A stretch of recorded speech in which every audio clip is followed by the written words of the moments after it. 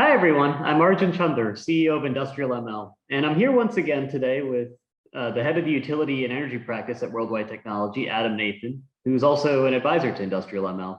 Adam, thanks for joining me this morning. Absolutely. Great to be with you, Arjun.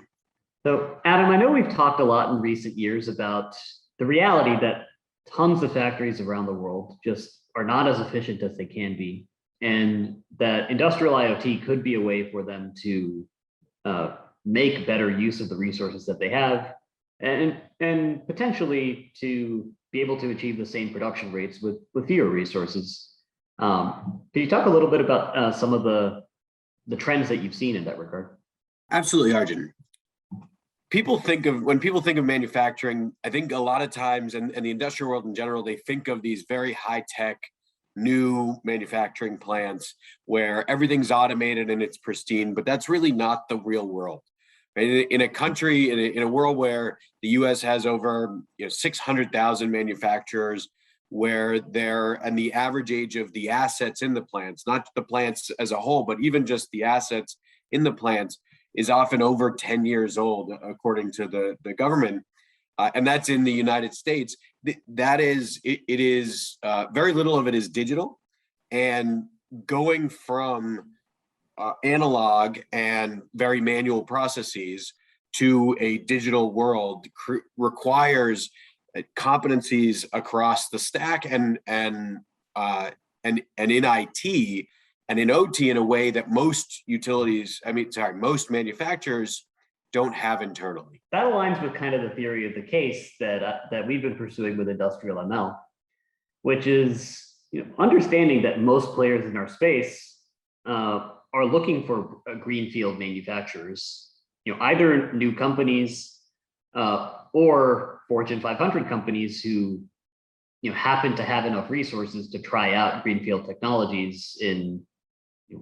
If you look at Stanley Black & Decker, for instance, they have their Industry 4.0 plant in Hartford.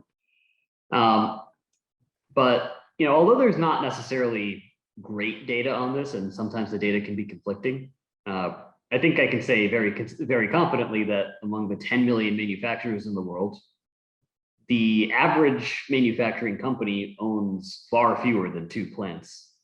And just let's use one example from the U.S. In the food and beverage industry. The Census Bureau just a couple of years ago, 2017, indicated that there were a little over 36,000 food and beverage factories in the country, owned by a little over 31,000 companies.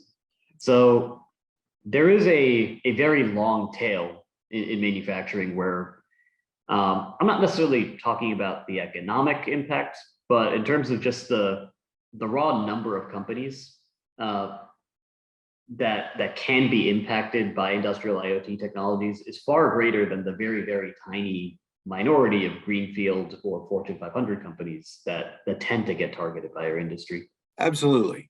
We've talked before about how the major manufacturers in the space, the GEs, the Siemens, as they build their platforms like Predix and the like, are really focused on sort of 2 things. One, a top-down model of we'll build a platform that applies to everybody, and then it will solve the world's problems. But also, it assumes that the manufacturer themselves has certain infrastructure already in existence, either connectivity to the cloud or IT infrastructure, the sensors on the plant floor that's already creating the data, or even just knowledge of what they want to measure and how and where and how they would monitor it if they could. So when in reality, when you think about that really long tail, and we hear numbers like in the steel manufacturing industry, global capacity utilization is somewhere between 75 and 85%. There's a lot of potential. There's a lot of capital that's invested in manufacturing plants that are not meeting that potential. Some of that is global dynamics and economic dynamics, but there's a lot there that's just pure inefficiency.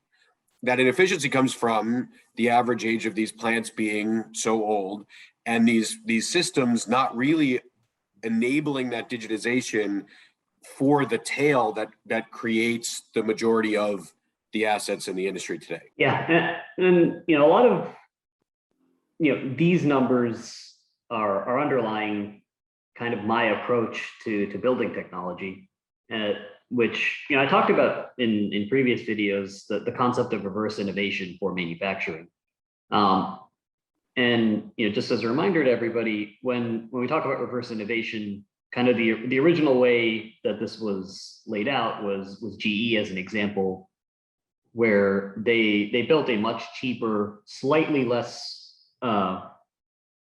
slower, but much cheaper EKG machine for the India and China markets, and found that if they innovated in that regard, according to the different cost constraints of those markets, they were able to come up with a product that they could then go back and sell in the US and Europe, to rural clinics, for instance, with a completely different marketing strategy. And I think in manufacturing, kind of the same thing can apply. This is not to denigrate the approach that most industrial IoT companies take, where they're targeting the greenfield or Fortune 500 manufacturers. There are plenty of companies that have had success doing that.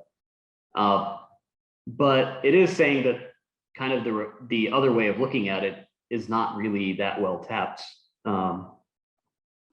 Going and targeting brownfield manufacturing industries, I'll admit it is harder to do that, go from 0 to 1 implementations in those types of companies than it is with the greenfield company. But if you're able to solve those types of problems for those types of companies, I think we've put this at the top, the underserved majority of manufacturing, there is a really, really long tail in terms of number of companies who can be helped by unlocking that particular problem in a way that just building for greenfield manufacturers can't accomplish. Absolutely. And for those, the key is coming with a complete solution. When we think about the underserved majority, we're talking about a long tail. This is, again, a tail of smaller organizations. We don't think of the mom and pop as a manufacturer, but that certainly does exist, the family manufacturing organization. And that organization does not have a large IT or OT organization within them. They do not have the resources to go pick a sensor, test all of the different sensor options, the network options, the data infrastructure options, and to invest in the consultants to come in and figure out what should they be measuring. And so figuring out for specific industries what the KPIs that matter are, how to measure those given the technology that exists, and then how to present those and who to present those to and when. Right. So we're not creating information overload, but really providing the right information to the right person at the right time. That is, you need to know the niche the niche parts of that manufacturing, of each manufacturing subset well enough to be able to dictate that to that long tail in order for them to improve their capacity, which and their capacity utilization, which I think has the ability to drive enormous gains across the economy and across the world. Yeah, and kind of to your point about a complete solution, it's not just understanding what the long tail wants. It's also understanding, well, if all of those resources and know-how are not a part of those factories, you need to be able to deliver a solution for data collection and transformation of data into readable form, and data storage and display and messaging and analysis and reporting. And I mean, we've learned this with our early development partner. These are all things that we've had to do, and we're better for it because we're not just a machine learning company that throws an algorithm over the wall. We can help companies work from the small amount of data that they have, and we can propose ways to acquire new data in a way that companies that may even be older than us don't have the maturity to do yet. Absolutely. And I also think one of the things that you've been doing recently, highlighted by your partnership with One-to-One Holdings, is working with the companies that serve those manufacturing plants, because those manufacturers are not, those manufacturers are not building their plants on their own.